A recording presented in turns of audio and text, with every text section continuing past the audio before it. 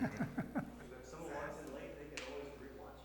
That's true. Well, good evening, everyone, and thanks for coming. You turn the mic on, maybe? Oh, I'm sure. I thought it was on. Sorry. See? There you go. Simplest directions I can't follow. So, you can hear me now, right? All right. So anyway, thank you for coming tonight. This is kind of our grand opening, post-COVID grand opening.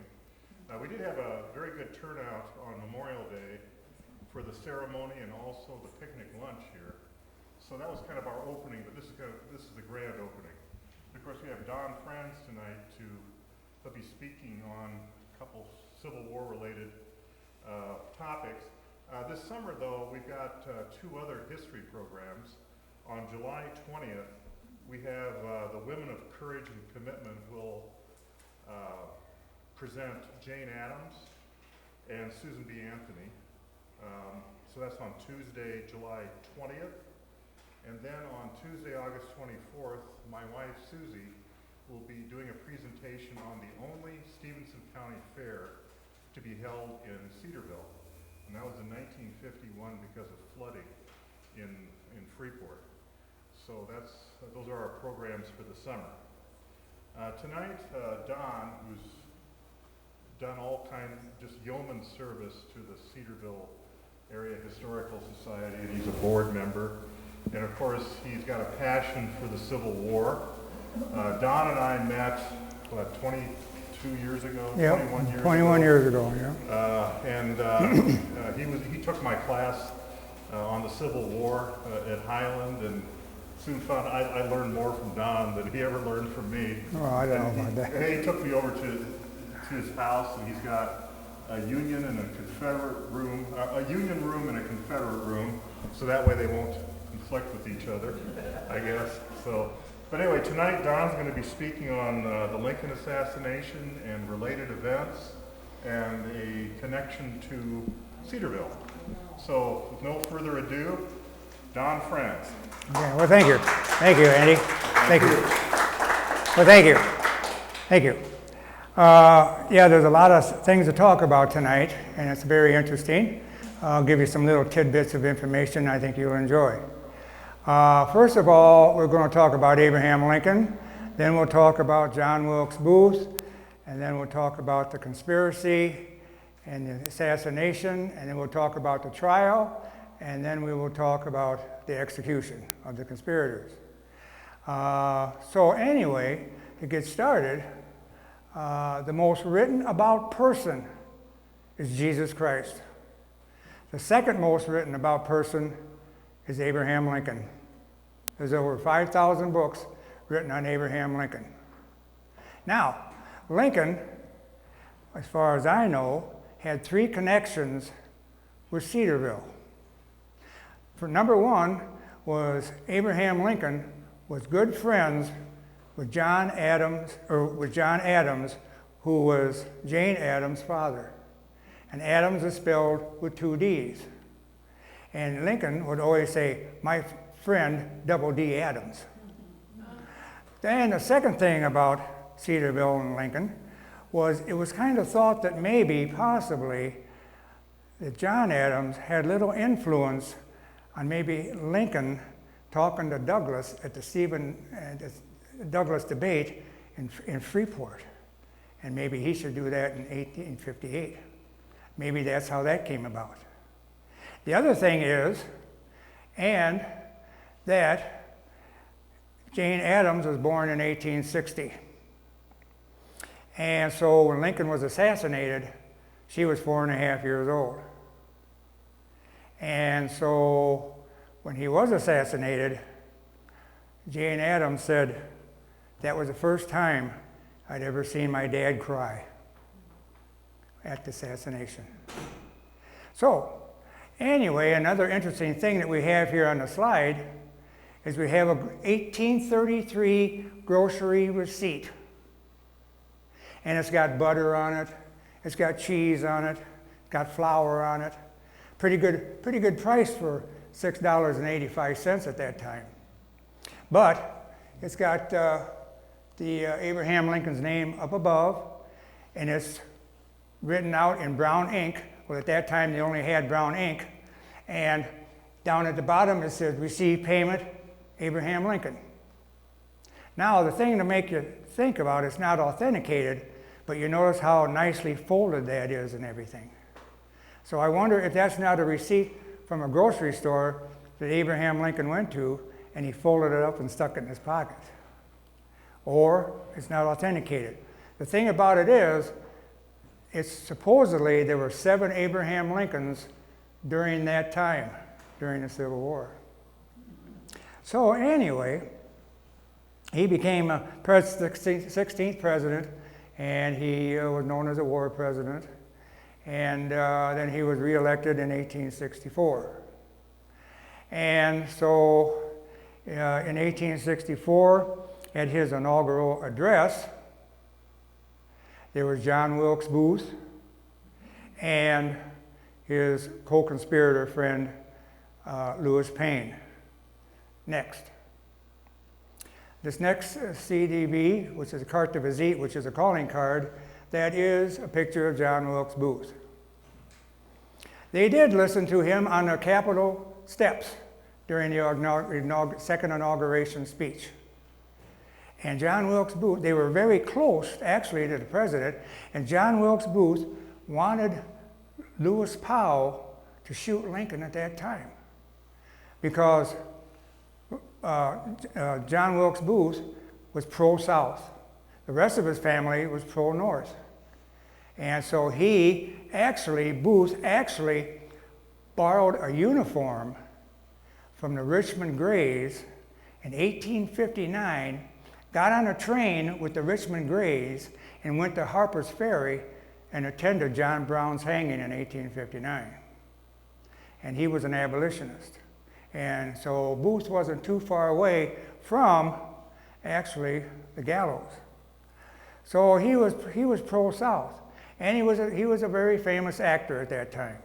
In 1862, in New York, he would make about $600 a week in plays. And in Chicago, it was $900 a week in 1862. And when he got to Ford's Theater in Washington, D.C. in 1862, he was making $700 a week. So that whole span over 1862 of acting, he made $40,000. So you can imagine how much that would be by today's standards. And we can kind of compare it when I talk about it later. But of course, but then Louis Payne says, I'm not going to shoot the president. One thing you didn't do back then, you didn't assassinate presidents. You know, if you said, well, why don't we assassinate Jefferson Davis? You know, you don't do that. Well, let's assassinate Lincoln. No, you don't do that. You know, you really don't. So anyway, so that never happened. But Booth always thought that the war was caused by the Republicans and the separation of the South, and blamed Lincoln as a tyrant. And in his plays, Booth liked to play Brutus, who Brutus actually killed Caesar, and Brutus became a hero. So he thought, wow, he liked to play Brutus, and he played in Hamlet and a lot of different plays, and he was going all over the country and down south to New Orleans and making money. He even speculated in oil in Pennsylvania, but eventually that went belly up. So anyway, he got his conspirators together, and they went to, the war was over, the Civil War got over on April 9th.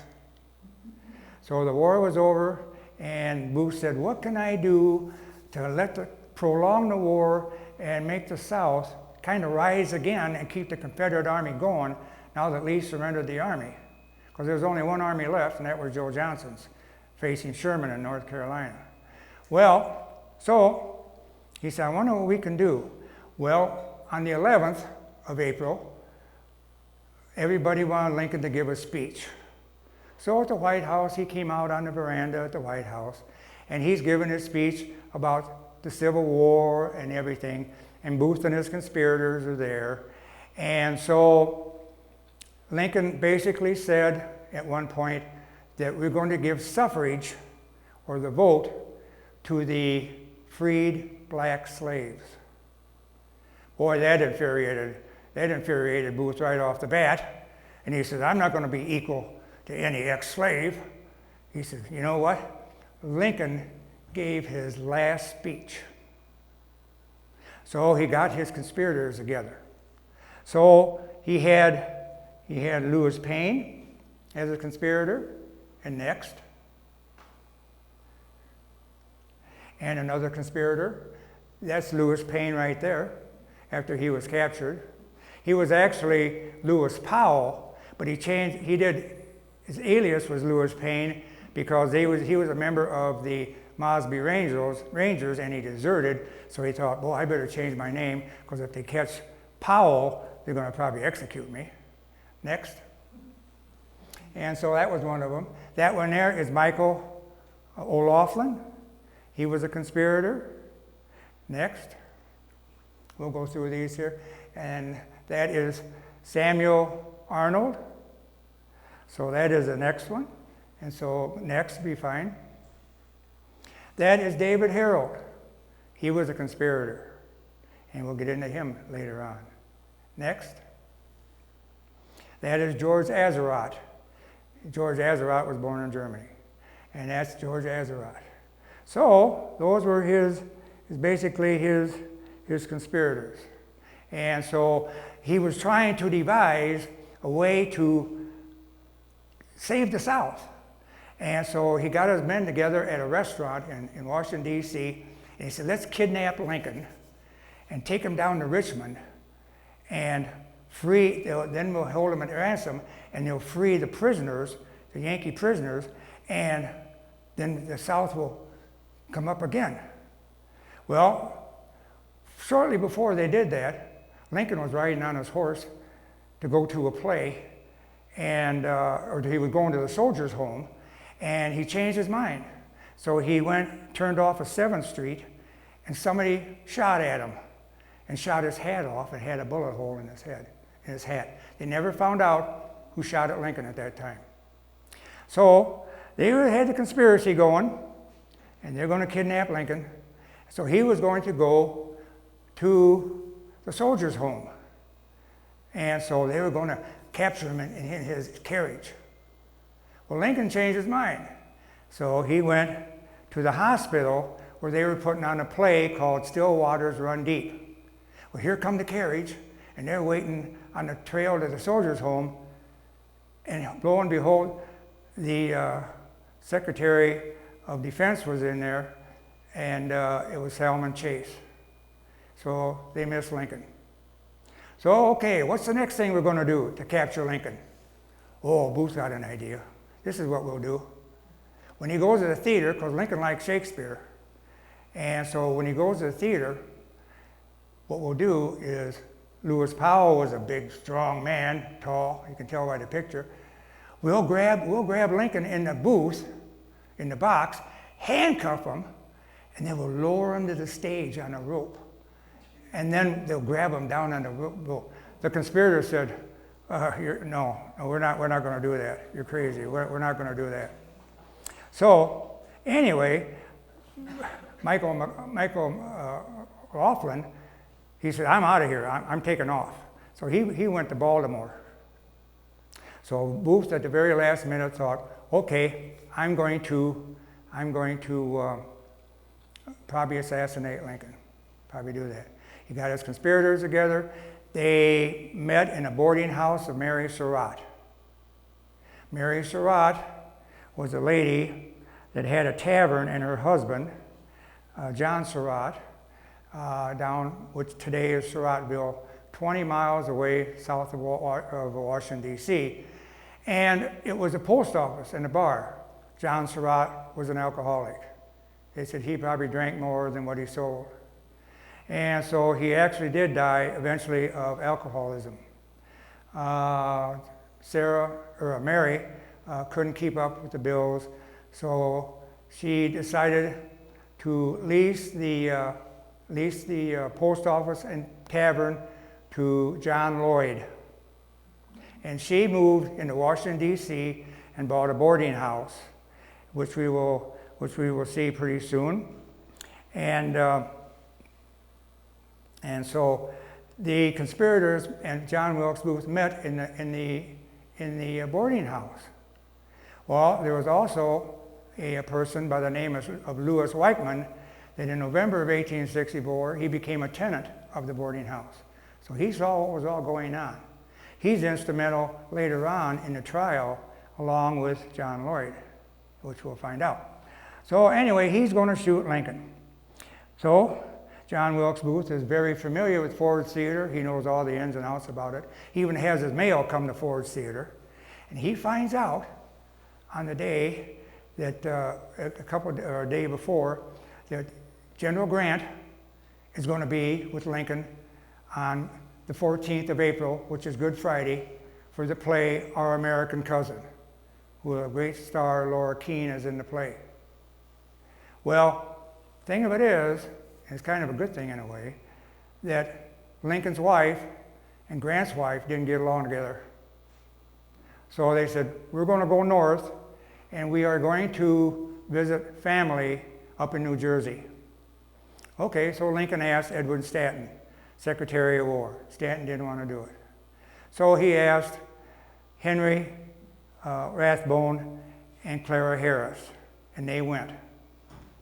So John Wilkes Booth was going to assassinate, and he thought that Grant was going to be there. So he was going to assassinate him on that night. So he got everything ready that day. He went and collected his mail on the 14th, Good Friday, and he went upstairs and he bored a little hole in the box, in the door to go in the box where you can see if Lincoln's sitting in the box, up above. And so they took the partition down and had 2 rooms. And so he got there in the early evening, and Lincoln got to the play a little bit late, like around a little bit before 10 o'clock. And the play stopped. Lincoln took his box, and his wife, Mary, and the Rathbone and Harris. And so Booth thought, I'm going next door to the bar next door, and I'm going to have me a brandy, So he went over and he drank some. He had a brandy, and there was a guard that was supposed to be sitting at the door. So Booth went in there, and the guard had left. And the guard went over to have a drink at the bar while the play is going on. Okay? So Booth, he goes up and he spies into it, and there he sees Lincoln sitting there. Well, what he did earlier also was he took a 2x4 and he hit a hole in the wall, and he chiseled a hole in the door so that when he went in the door and shut the door and he was in the box, he put this as a lock so they couldn't get in the box. And so Booth knew the play. So there was a man and a woman in there, and it was a comedy is what it was. And he was waiting for the perfect time for when the audience was laughing. And so the man said something to the lady, and the lady stopped off, and the people started laughing, and Booth went up behind Lincoln and fired his 41 caliber Derringer at Lincoln behind his ear. The 41 caliber ball ended up behind his right eye, and he slumped forward. A lot of people thought it was part of the play, and Mary Lincoln was screaming. And so Rathbone, he jumped up. Well, Booth had a Bowie knife. And so when Rathbone went to grab Booth, Booth went to hit him, and he cut him from the elbow up to the shoulder, opened him up. And John Wilkes Booth jumped over and down onto the stage, and he caught his spur on the bunting, and when he hit the stage, he broke his left leg. And he turned to and at that time, the people in the audience were screaming, and he waved his knife, because what he did was he dropped the revolver, or the Derringer, on the floor. And so that eventually ended up with Secretary of War Stanton, because he got that. And it exists today in the basement of Ford's Theater. Anyway, when he hit the floor, or the stage, he stood up to the audience and waved his Bowie knife, and he yelled, "Sic semper tyrannis," which is Latin for death always to tyrants, with tyrants. And that is actually the motto of Virginia today. And he went out the back door. And there was a man by the name of Edmund Spangler was supposed to be holding his horse in an alley. But Spangler, he was a changed scenes, and he said, I can't do this, John. He says, we'll have this guy over here do it, who was working. His name was Joseph Burrow, and he called him Peanut John. Well, John Wilkes Booth ran out, and of course, jumped on the horse. There was one of the players backstage tried to grab a hold of Booth, and he didn't quite get a hold of his coat, and Booth got away, and he was on his way. Now, with the conspiracy with Booth, Booth also had Lewis Powell go to Secretary of the State, William Seward's house in Lafayette Square, to kill him. And he wanted George Sarat to kill the Vice President Andrew Johnson, who was at the Kirkwood Hotel. To Booth, that meant that the government had no leadership. So the South could rise up again, but that's not really true because somebody else could have taken over president. But Lewis Powell went to the house, and David Harold went with him and was going to hold his horse. And David Harold worked for a pharmacist. And David Harold had some pills that he gave to Lewis Powell. Lewis Powell went up to Seward's house, knocked on the door, the butler came down, and he had some medicine for Lewis Powell. A month before that, Lewis Powell was in a carriage accident, broke his jaw, and he had a iron mask on, and so he said, well, you can't bring that up here.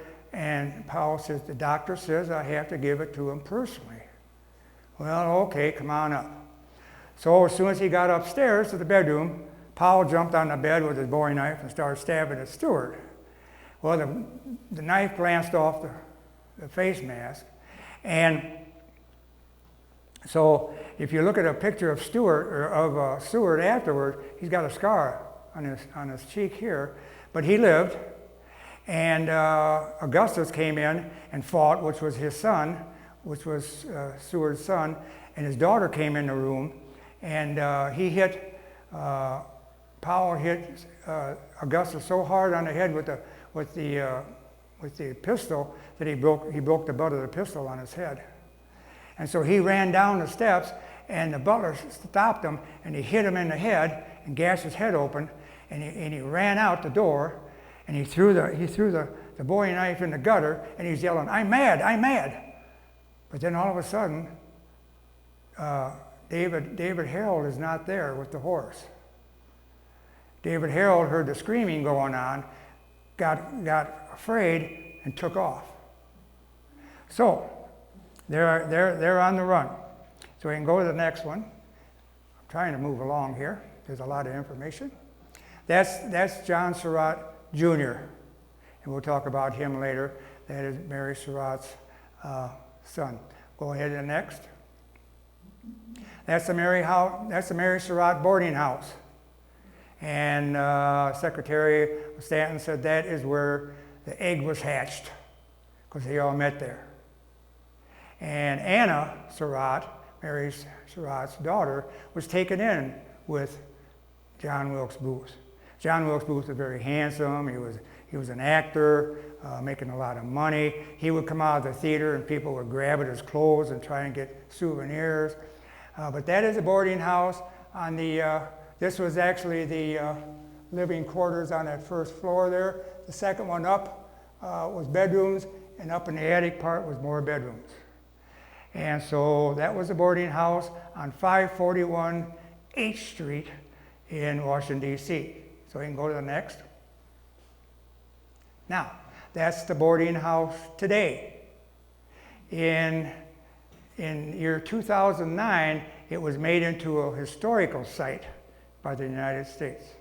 That is actually you can visit it. It's actually an Asian restaurant called the Walk and Roll. And the karaoke room was their living room, where Anna Sarat would play the piano for John Wilkes Booth. He loved to hear her sing. Next. That is a picture of Mary Sarat. So that's what Mary Sarat looked like. So anyway, John Wilkes Booth is taken off, and on that night, and he reaches the bridge in the Navy Yard Bridge, and it's pretty late, and they closed down Washington at that time because they're looking for him, and in the meantime they had carried Booth over to the William Peterson house across the street, and they had doctors examining him and everything else. They didn't want Lincoln to be dying in a playhouse, you know, that was not good for the president. And so Booth was on his way there, and so he stopped him, the guard did, and it says, who are you? And Booth actually gave the name as John Wilkes Booth. And the guard didn't know about the assassination yet. And so he let him pass. 10 minutes later, here comes David Harold. So guard stops him and says, what are you doing here this late at night? He said, well, I got to get over to Virginia. He said, what is your name? He said, my name is Smith. He said, okay. So he let him go. So you can go on to the next slide. That happens to be a picture of Anna Sarat. That is Mary Sarat's daughter. And she'll come into the execution a little bit later as we talk about it. You can go on to the next slide. Like I said, that's a picture of Louis Weichmann. And he was one of the boarders at Mary Sarat's boarding house. He saw what was going on at the boarding house. He saw John Wilkes Booth and the conspirators coming and going. And so he kind of saw what was going on. He actually took 2 guns and a set of binoculars on the morning of the assassination down to Cedarville to John Lloyd to give to him. And she said she had to collect a debt down there. And she had Louis Weichmann take her down there. So that's how he kind of got connected into it. So he kind of knew what was going on. So she gets down there, gives John Lloyd the 2 guns and the binoculars. And she said, now, tonight, you have those shooting irons ready. Okay, have the shooting irons ready tonight. So a spring was broken on the buggy. So John Lloyd, he fixed the spring, and then they drove back to Mary Sarat's boarding house. Well, pretty soon, shortly after that, or that night after the assassination, Booth and Harold show up at the tavern. And Booth's leg is really hurting bad. He takes 1 gun, and he had a pistol with him. And John gave him a bottle of whiskey. And so they took a bottle of whiskey with, David and John Wilkes Booth did. So they continued on their way. So you can go on to the next. When Lincoln was assassinated, they found in his pocket a pocket knife, 2 pairs of spectacles, 7 newspaper clippings, and a Confederate $5 bill that looked just like that. And you can go next, and that's the back of the $5 bill. So that's what they found on Abraham Lincoln. Next. That is an original Frank Leslie's newspaper, and I have them all laid out there if you want to take a closer look. You can see where John Wilkes Booth is jumping from the box, and it was actually in the Frank Leslie newspaper. So after being at Cedarville, Booth and Harold are on their way. They're on the run. Next. That happens to be Edmund Spangler. He was the one that was supposed to hold the horse, but they called him Ned, and so he was part of the scene changer. So next. That's Samuel Mudd, Dr. Mudd. You always say, well, your name is Mudd. Well, you'll find out why a little bit later about Samuel Mudd, because he lived just south of Cedarville. Next. That happens to be Isaiah Booth. That's John Wilkes Booth's sister.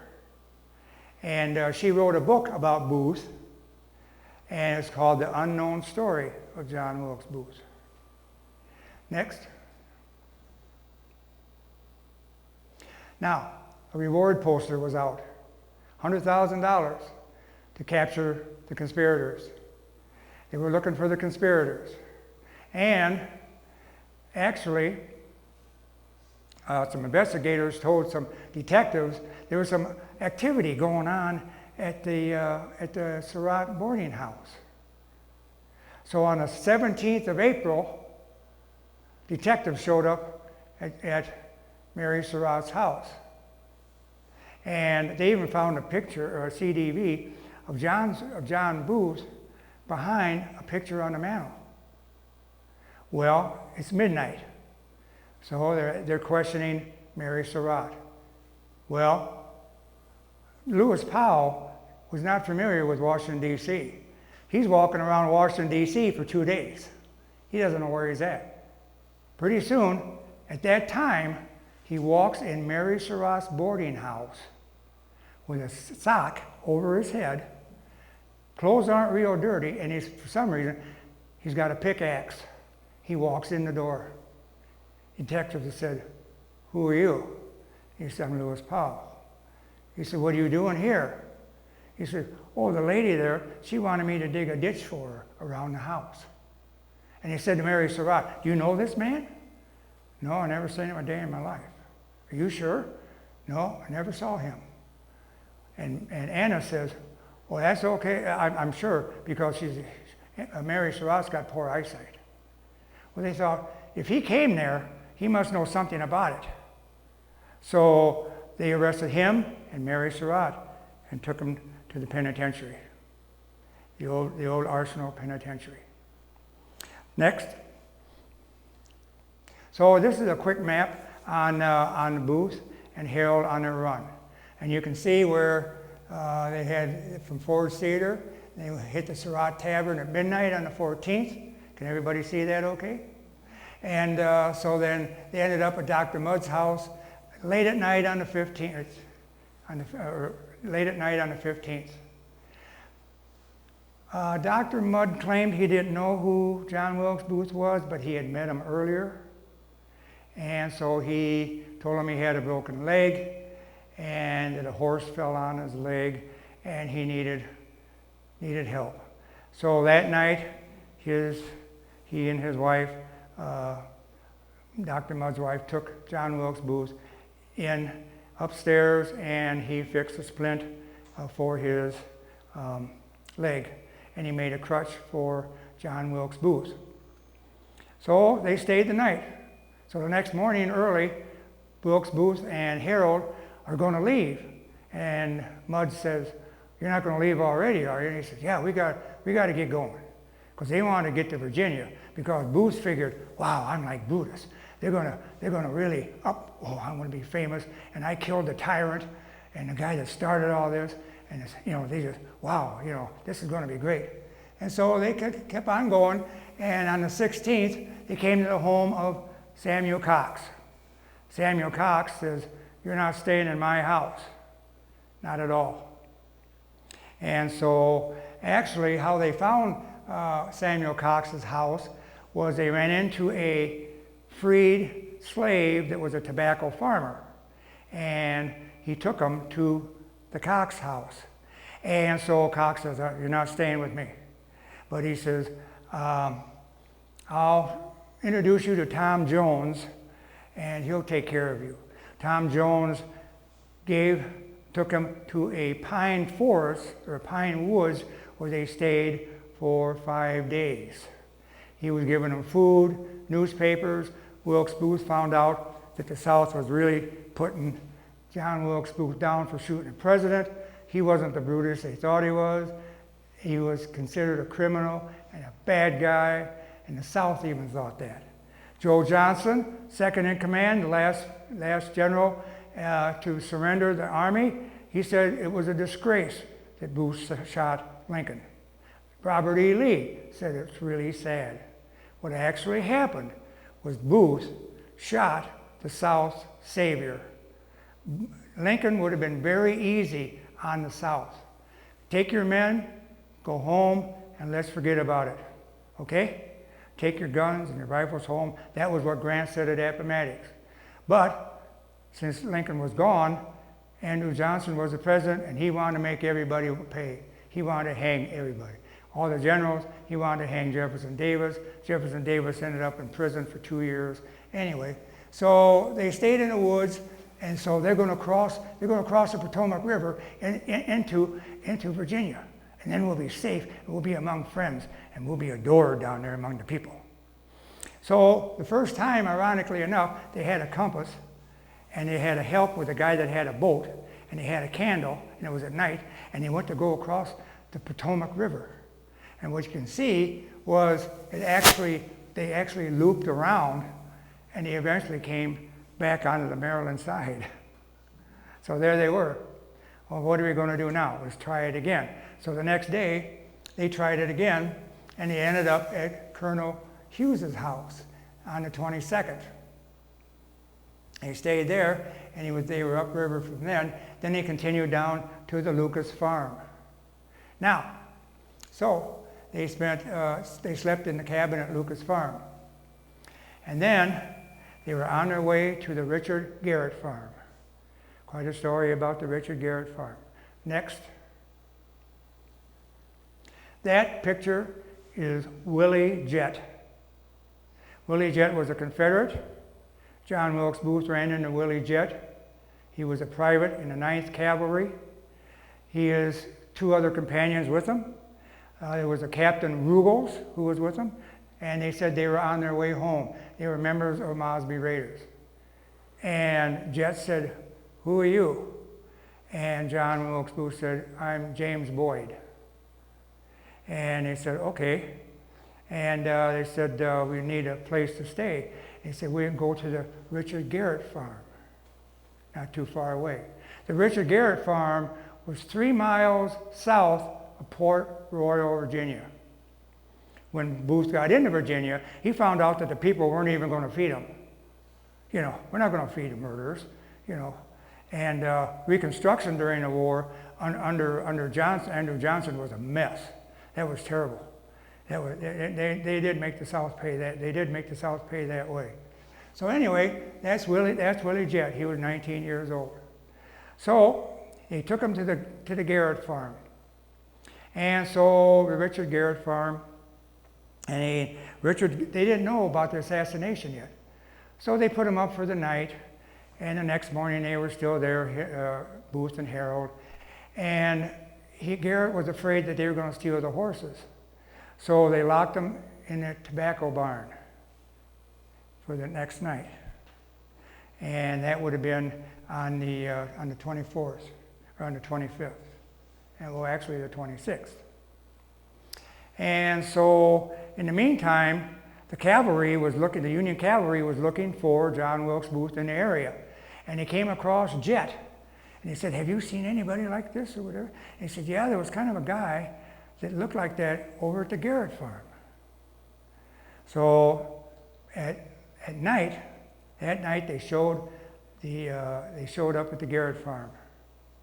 And Lieutenant Doherty and the 16th New York Cavalry showed up at the Garrett farm.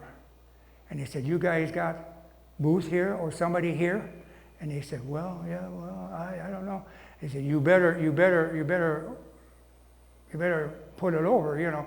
And they said, "Okay." So they had Garrett's son go and unlock the door. And Booth and Harold were in there, and the troops were outside. And they asked Booth to surrender. And Booth says, I am not surrendering. Because he said, what you would probably do is you'd probably hang me. And so, anyway, wow, that was really something to David Harold. David Harold was kind of he was 23 years old, which this doesn't make any difference, but he was 23, pretty young, but he was kind of touched in the head. He was a little weak-minded, and he got kind of scared. And so he says, I'm going to go out. I'm going to leave the barn. And Booth said, well, you're gutless. He said, you're my partner. And he said, you're going to surrender? He said, yeah. He said, I'm going to surrender. So Doherty said, come on, you guys come out of there. And Booth says, I'm not coming out. So Harold goes to the door, puts his hands out the door, and they handcuff him right away and pull him out and tie him to a tree. They asked Booth to come out, and he's not going to come out. Now, on the side of the barn is a man with a Colt pistol by the name of Boston Corbett. And Booth won't come out, so a soldier went around the back of the barn and lit some hay on fire and lit the barn on fire. Okay? Next. That is a picture of where the Garrett farm used to be today. That is in a meridian in Highway 301 in just 3 miles south of Port Royal. And you can go see that spot today, but that's where the Garrett farm was. Next. That is Boston Corbett. Quite a figure. There's a biography written on Boston Corbett. And he was very religious, and his name was Thomas. He was a hatter. He made hats in Boston. He loved Boston so much that he nicknamed himself Boston Corbett. Boston Corbett was a little loony because he made hats, and in order to make felt out of fur, you used mercury. So they figured the mercury affected his brain. So here's Corbett looking through the slot, and he sees in the fire, he sees Booth. And Booth has got his crutch and his gun. And he says, you're not going to take me. He says, get your firearms ready, because he says, I'm coming out. So Booth starts to make a motion, and Boston Corbett, he thinks he's going to shoot the people out there, and he's getting ready to shoot. And about the time he gets ready to shoot, for some reason, Booth, he was going to shoot Booth in the arm, but Booth steps down and he shoots Booth. And the bullet goes only an inch below from where Lincoln was shot. And it severed 3 vertebrae and severed his spine. So they ran in and they got Booth out. Of course, he said that the Lord and Providence made him do it. So you notice that he combed his hair like Jesus, and he was very religious, and he was baptized years ago by a Methodist priest on the street, but the company made his, Union Army made him cut his hair. He was reprimanded. He eventually got part of the reward money of $1,265, which amounted to about $6,000 at that time in 2015. He wouldn't get rid of the gun. He wouldn't let go of the gun. He said it belongs to the United States. I'm going to keep it. It's going to belong. No, you're not going to get it. To this day, they don't know what happened to the gun. So they pulled John Wilkes Booth out on the Garrett porch, and he's laying there. And 2 hours later, at 7 o'clock in the morning, he passed away. And he was paralyzed from the waist, from the neck down. He was mumbling, Wilkes Booth was mumbling that to tell his mother that he died for his country. And then shortly after that, Booth said, raise my hands up. So they raised Booth's hands up, and he looked at his hands, and his last words were useless, useless. And that was his last words. A lady cut John Wilkes Booth's hair. Now, last September 2020, a blood-stained lock of Lincoln's hair went on auction. Went for $81,000. Abraham Lincoln's autograph is the most copied autograph there is. He wrote in a down right-hand portion. I've seen his autograph go to the Civil War show for $28,600 for Lincoln's autograph. So anyway, so actually Boston Corbett was, he took off and nobody knew where he was at. He kept the gun. He ended up in Kansas, and he was in Concordia, Kansas, and he lived in a little hut on the road. He got into the Kansas House of Representatives, and he was a guard in there, and he got into an argument with the guard, and he waved a gun at the guy's face, and he was put in an insane asylum.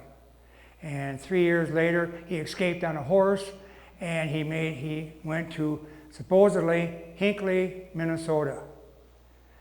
On the first, and he lived in a little hut in Hinckley, and Minnesota, and in the 1st of September, 1894, there was a thunderstorm. And lightning hit the trees and set the forest on fire. And they figure that Boston Corbett died in that fire along with 400 other people. They never heard any more about him. So they rounded up the conspirators, and that's the story on Boston Corbett. So we'll go next. That's another picture of Lewis Payne. The pictures that you saw before were taken by Alexander Gardner after they were captured, and they were put on the ironclad monitor ship called the Montauk. Alexander Gardner was the only photographer allowed to take pictures of the conspirators. It wasn't Matthew Brady, who took 1 million Civil War pictures. And so Gardner did work for Brady for a while, but he had his own thing. But that was the outfit that Lewis Powell used or wore when he did Seward. Lewis Powell liked the showmanship of it. He's got more pictures taken of him than anybody else. They don't have a picture of Mary Sarat. And so next. Now, so the trial was going to start. So Andrew Johnson says we should have a trial on the 1st of May, and on the 10th of May it started, and it lasted till the 30th of June.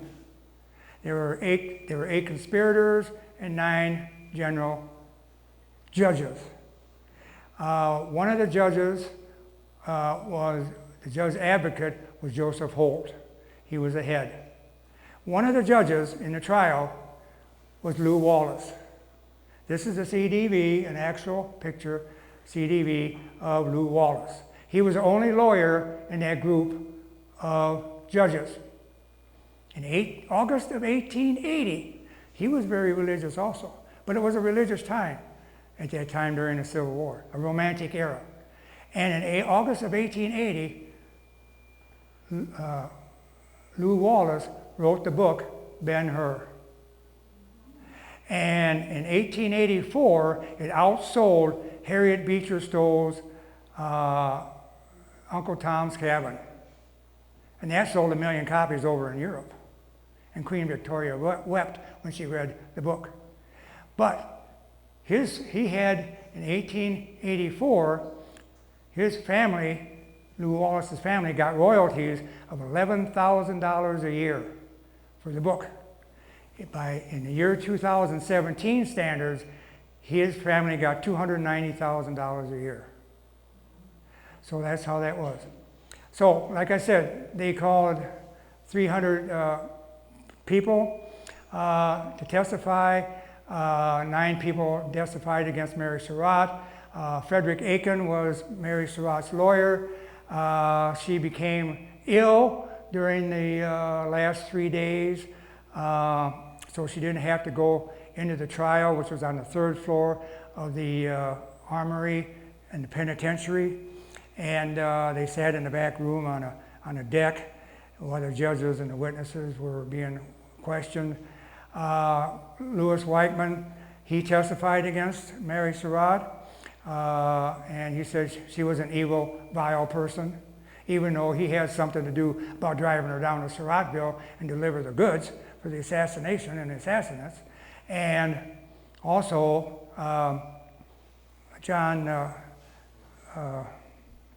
who had Cedarville, he testified also. Those two guys were the primary people that threw Mary Sarat under the bus. But it was a law at that time to where if a co-conspirator or if a conspirator testified against a co-conspirator, you were released. And that's what these two guys did. So they were not tried, and they were released. So it came down to where they were to be hung. Mary Sarat, Lewis Powell, David Harold, and George Azarat. And Michael O'Loughlin, and Samuel Mudd, and Edmund Spangler, and David Arnold. They were to be sent to prison of hard labor for life down at Fort Jefferson, down by the Florida Keys. They were released 2 years later. Michael O'Loughlin died of yellow fever in the prison, and Dr. Mudd was released because yellow fever broke out, and he did a lot to help the people in yellow fever. So now it's going to be executed. So they called up Alexander Garner to come and take pictures of the execution. Next. There's a picture of the hooded Lewis Powell.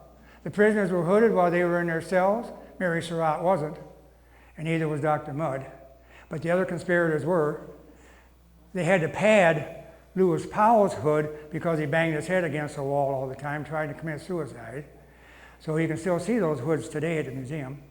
So next. So they had the gallows built.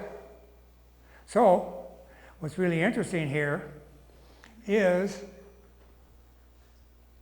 Mary Sarat came, and the conspirators came out on the 7th of July, 1865, 156 years ago, because they were on July 6th, they read their sentences, so they knew they were going to die.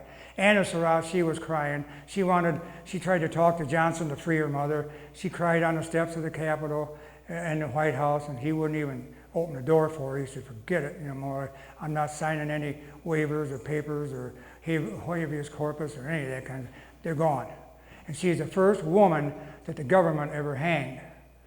And so actually they were building the scaffolding. They had it all built, and the hanging was supposed to be between 11 and 2 o'clock on July 7th. Now, sunny day, 96 degrees outside. And there's about 100 soldiers, and 200 tickets were sold to civilians to come and watch it in the Arsenal grounds. And if you notice, there's soldiers lined up above. Mary Sarat walks out first. She's very weak from her illness. She's got a Catholic priest with her. She's 46 years old. She's a Catholic. Father Jacob Walter helped her along with 2 soldiers. Then there was Lewis Powell. Then there was David Harold. And then there was George Azarat. Now, you can notice how they have the umbrellas up. And on the far left-hand side, Mary Sarat's got a chair. The person on the right of the scaffolding is known as a seat of honor. So she had the seat of honor. So they're getting all of the nooses on. Now, there's four, you notice that there's like 2 round logs supporting the drops. And so members of the 7th Veteran Reserve were picked out because nobody picked them out. And they had 4 graves dug behind there, and they were going to have civilians do it, but they got suspicious, and so they had the Army do it. Then they had to bury them in gun cases with their names on paper and put it in the gun cases. You will notice an interesting fact where, over here, I'm going to get over here, see that guy there? That guy stooping over is William Coxshell. And he actually was really nervous about it. He was under the drop of Mary Sarat and George and Lewis Powell. He was very, very nervous about it, very hot. He was starting to get sick. And at the time when Alexander took that picture, he was vomiting on the ground. Now he got a finger shot off at Petersburg, at the Battle of Petersburg. And so he was a member of the reserve. The thing about CAHS was he lived to an old age, well, not that standards there is old age, but he died, CAHS died on April 21st, 1922 at the age of 78 years old. Ironically enough, he's buried in Beaver Dam, Wisconsin, which is kind of cool. Okay, next. So, there's a close-up of William CAHS bent over. It was Captain Christian Roth actually made the nooses, and they all got 7 knots in them. He didn't figure Mary Sarat was going to be hung, so he only did 5 for Mary Sarat. Next. There's a close-up of holding the umbrella over Mary Sarat as they're kind of tending to her. Her priest stayed with her the whole time, holding both of her hands until she was out on the drop. And so you can see how they're kind of reading. They were up on the scaffolding for about 20 minutes, getting ready to go. Next. So there they are, they're getting ready, and you can see here where this person over here is David Harold, and George Azarat is right here. And so they're putting a noose on David Harold's neck. Next. So here's a close-up. Oh my gosh, look at that. Azarat's going, oh my gosh, he can't believe it. Wow. Next. So there he is, they're putting a noose on George Azarat's neck, getting him prepared to go. Next. That is a portion, and you can see it out there. You probably can't see it too well here, but right here, right there, is Mary Sarat's hair. And that's a diary on the left-hand side there of Sam Curtis, who clipped her hair that day, and he was one of the guys underneath the scaffolding. Okay, next. And there's another picture of Mary Sarat. This right here is another picture, just another one of her hair. If you take that out here and turn it over, you'll be able to see it. Next. That is Mary Sarat's bonnet, the bonnet she wore to the scaffolding. The scaffolding, don't know if you're superstitious or not, but had 13 steps going up. And the scaffolding was 20 feet off the ground. Just a few years ago, they refurbished that hat, that bonnet. So that was Mary Sarat's bonnet. You can see it in the museum at Andersonville, Georgia. So, next. Now, what's really interesting here is the conspirators are hanging. Now they have their hands tied behind their back. That's Mary Sarat on the left, then Louis Payne. The guy that was tying Mary Sarat's hands behind her with the cloth, she says, my hand, that's a little too tight for me. He says, don't worry about it. He says, you won't worry about it for very long. So she stood up, and one of her last words, and they were going to walk him to the drop. And Mary Sarat's last words was, please don't let me fall. And her priest was holding her hands. And the other thing about Mary Sarat was, instead of going out in the middle of the drop, she was kind of just barely on it by the hinges. And so Lewis Powell, he kept on saying, Mary Sarat is innocent. She should not be hung with us. She should not be hung with us. David Harold, he's crying. And like I said, George Azarat, who was born in Germany, he said, well, I hope I see you all in the next world. So, about quarter after 1, Christian Roth clapped his hands, and they knocked the logs out, and they dropped. Now, what they did was they strangled to death. They did not break their necks. What happened to Mary Sarat was instead of dropping, she slid. And so she hung there and strangled to death and groaned for just a couple minutes. Lewis Powell, his legs came up a couple times like he was in a sitting position. He hung there and for about 5 minutes along with David Harold. And George Azarat, he kind of buffaloed up, puffed up, and he was swinging a little bit, and he strangled to death too. For some reason, a corporal, Union corporal, after they'd hung there for a half an hour, went up and cut Azarat down. But then they had a doctor come and see that, they were gone and check their necks and everything else. Next picture, and this is kind of frightening, but this would be pretty close to the end. Oh, yeah, can you go back to that, Steve? Okay, I forgot, I got interested in that, but you notice over here, you see that little boy standing on the left over there? To this day, they don't know who that little boy is, but he's standing there, and over behind him is all these soldiers standing there. So go ahead, Steve, the next. That is a close-up of that little boy standing there. The interesting thing, how they make movies today, in the year 2016, they made the movie The Conspirator. Very good movie, if you get a chance to watch it. Robin Wright is the one that played Mary Sarat. And it goes through the conspirators and the trial and the hanging. So they show a brief portion of the hanging. What's really unique, and I almost came out of my chair when I saw this, my gosh, at the end, here's a camera panning, all these soldiers and everything, and the music's playing, and the camera stops, and here's a little boy standing right there in the movie. So that was really cool, I thought. That was really good. Next. Okay, that is Lewis Powell's skull. They know it's his skull because they're missing a molar. You want me to stop?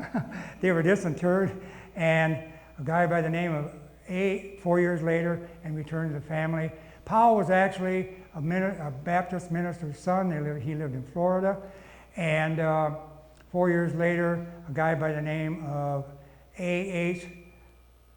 Gamlet took the skull out, and he gave it to the Army Medical Museum. In 1991, it turned up in the Smithsonian Institute. And they made forensic DNAs on it and everything, and it was his skull. And it's got the number of 2244 on it with the letter P on it. Sent back down to Florida, and it was he's buried in Geneva, Florida, next to his mother. So you can turn that off if you want, if it's grossing anybody else. Or you can take it back to that little boy if you like. So that is basically the story about, there's a lot of other little details. Does anybody have any questions at all? I thought there was a Cedarville connection. Pardon me? I thought there was a Cedarville connection or something. There was. Did you hear the connections? There were 3 of them. Abraham Lincoln was a friend of John Adams. Yeah. And then John Adams was kind of instrumental in suggesting that Lincoln have the Lincoln-Douglas debate in Freeport. And the other one was Jane Addams crying at when Lincoln was assassinated. Jane Addams was 4.5 years old and had never seen her father cry before. So they were pretty good friends. Yes, Carol? Did they ever find out if Dr. Mudd had any idea who this John Wilkes Booth was? Yeah, he did. Thank you for bringing that up. They actually went down, they did, and I think he tried to cover it up because when the detectives went in Mudd's house, they were looking around the bed and everything where Booth was, and they searched under the bed, and here was Booth's boot. And inside the boot was his initials, JWB. So, and they identified the body because John Wilkes Booth had JWB on his wrist, and he also had a scar on his neck where a doctor who authenticated it at the autopsy had taken a cyst off of his neck. So because there's always that story where Booth got away and went to Canada. You know, so anyway, yeah, so they did, you know, so, So, Yep. so he is considered to be complicit in the thing that he didn't tell any authorities that he treated somebody that might have been. right, yeah. And I believe it was President Carter that actually made it an official pardon of Samuel Mudd. Yeah. Now with John Sarat Jr., who you saw there, he was in like a Zouave's outfit. And he took off to Canada before the assassination, because he knew about it. He said, I'm out of here. And they ended up, a couple years later, arresting him in the Foreign Legion in Egypt. They gave him a civil trial. He got out of it. He was not found guilty in a civil trial. And he just, you know, and they said if he'd have been in Washington at the time of Mary Surratt's trial, Mary Surratt might have not have been tried. But an interesting thing about Dr. Mudd is when they went to trial, and he was in the trial, Mudd missed hanging by one vote in that trial. So they almost got hung. So, any other questions? Okay. Oh, Andy, you have.